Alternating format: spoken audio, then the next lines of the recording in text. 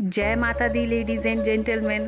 तो आज के इस व्लॉग की शुरुआत हो रही है शाम के समय से, और वो भी हमारी छोटी सी प्यारी सी किचन के साथ, क्योंकि यहाँ पर बड़ा ही ज़बरदस्त डिनर बन के रेडी होने वाला है। तो आज का व्लॉग थोड़ा सा स्पेशल होने वाला है, क्योंकि आज हमारे घर में कुछ खास मेहमान कुछ आ चुके हैं और कुछ थोड़ी देर में पहुँचने वाले हैं। और हिमाचली घर में मेहमान आए और रसोई ना महके, ऐसा तो हो ही नहीं सकता। तो यहाँ पर मेरी मम्मी अपने ट्रेडिशनल अंदाज में पत्थर की कूंडी में मसाला कूट रही है, और अभी मैं यहाँ पर एक्ट कर रही हूँ एक सुपरवाइज़र की तरह। और इनसे तो आप बहुत बार मिल ही चुके हैं। ये है पूनम दी, मेरी कज़न सिस्टर, जो अब गेस्ट वाली वाइब बिल्कुल नहीं देती, फैमिली मेम्बर जैसी वाइब देती है। और आज ये और मेरे मम्मी दोनों ही मिलकर डिनर की तैयारी पूरे स्वैग से कर रहे हैं। दूसरी तरफ कैमरा अगर लिविंग रूम की तरफ लेकर जाऊं तो यहाँ पर सीन बिल्कुल उल्टा है। यहाँ चल रहा है दिमाग का वर्कआउट। ये है मीनाक्षी भाभी, पूनम दी के रियल भाभी, जो लास्ट ईयर मन्नत के प्ले स्कूल में टीचर थे, और इनके बहुत सारे एफर्ट्स की वजह से ही मेरी मन्नत ने डेली स्कूल जाना शुरू किया था। तो अभी यहाँ मन्नत को मामी वाली फीलिंग कम और टीचर वाली फीलिंग ज़्यादा आ रही है, इसलिए अपनी मामी जी के साथ बैठकर पूरी ईमानदारी से बड़ा ही साइलेंट बच्चा बनकर यहाँ पर पज़ल सॉल्व करने में लगी हुई है। कभी कभी इन्हें जब अच्छे पीसीज मिल जाते हैं तो इनकी खुशी अलग लेवल की होती है, और जब एक पूरा पज़ल सॉल्व करने के लिए एक पीस की कमी बचती है और वो एक पीस ये दोनों ही नहीं ढूंढ पाती, तब इन दोनों के एक्सप्रेशन देखने लायक होते हैं। और यहाँ पर अब एंट्री हो रही है मिस्टर चिन्मय ठाकुर की, जो कि है भाभी जी का बेटा। बहुत ही शांत और इंटेलिजेंट सा बच्चा है ये हमारा। तो जब अपने मायके साइड से कोई आता है तो एक लड़की की खुशी का लेवल ही कुछ और होता है। और मेरे मायके साइड के जितने भी रिश्ते हैं वो मैक्सिमम सोलन में या सोलन के आसपास के एरिया में रहते हैं, तो इनसे मिलना जुलना थोड़ा सा इजी हो जाता है। लेकिन इसका मतलब ये बिल्कुल नहीं है कि जब कोई ससुराल वाले आएंगे तो मुझे उनसे मिलने की खुशी नहीं होगी। मेरे घर में कोई भी आए, चाहे वो मायके साइड से हो या ससुराल साइड से हो, मेरे घर की रौनक एक जैसी रहती है। अब मैं बाहर की रौनक में इतना मस्त हुई कि अंदर मेरे दो अनमोल रतन भी है, इन्हें संभालना तो मैं भूल ही गई।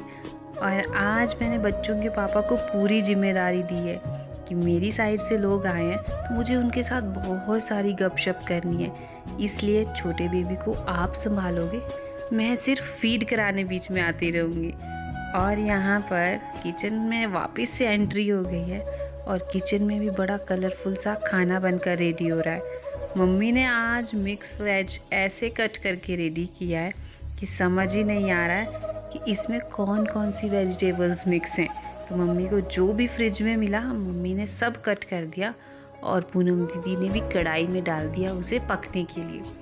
अब ये हुआ इसलिए क्योंकि इन्होंने सरप्राइज़ विज़िट किया, तो हमें ज़्यादा तैयारी करने का मौका नहीं मिला, इसलिए मम्मी को जो भी ठीक लगा मम्मी ने वो कट कर दिया।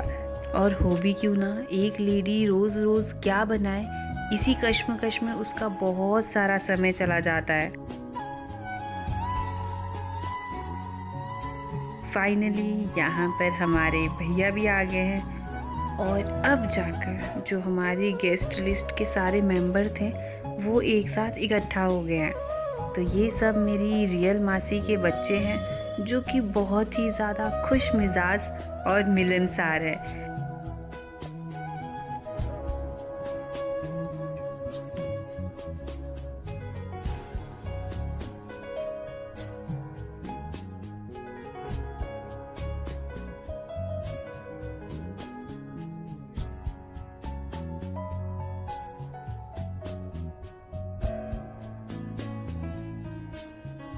तो ये हमारे लिए वैसे तो बहुत सारी चीज़ें लेकर आए थे, लेकिन एक चीज़ जो बहुत ज़्यादा स्पेशल है, तो चलिए उसे ही खोल लेते हैं। तो उस खास चीज़ का नाम है ये टूटी फ्रूटी केक। जो कि भाभी जी ने खुद बनाई हैं। तो ये बहुत ही अच्छी बेकिंग करती हैं और रोज़ाना पता नहीं कितने केक बनाकर लोगों के घरों में उनके बर्थडे स्पेशल बनाती हैं।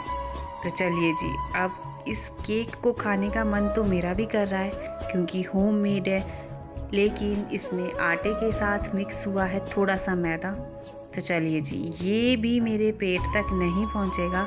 और जैसे आप लोग इसे देखकर इसके टेस्ट का आइडिया लगा रहे हैं, मुझे भी बस इसको देखकर ही मन और पेट दोनों भरना होगा। फिलहाल के लिए सभी के लिए इसे कटोरी में सर्व कर देते हैं और इन्हें खाता देखकर ही अपने मन को खुश कर देते हैं।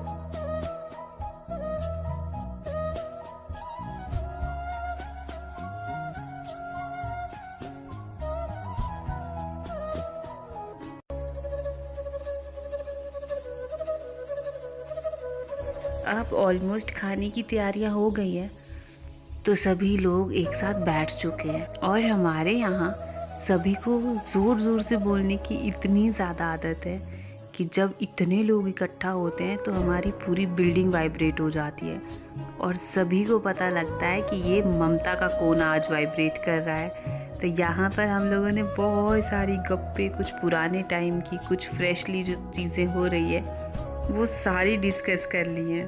बड़ी देर बाद मन्नत को याद आया कि आज जन्नत से तो वो मिली ही नहीं, तो वो भी पहुंच चुकी है उसका हाल चाल पूछने के लिए। और अब जन्नत भी मन्नत की आवाज़ सुनकर बहुत अच्छे फेस एक्सप्रेशन, बहुत अच्छे से रिस्पॉन्ड करती है।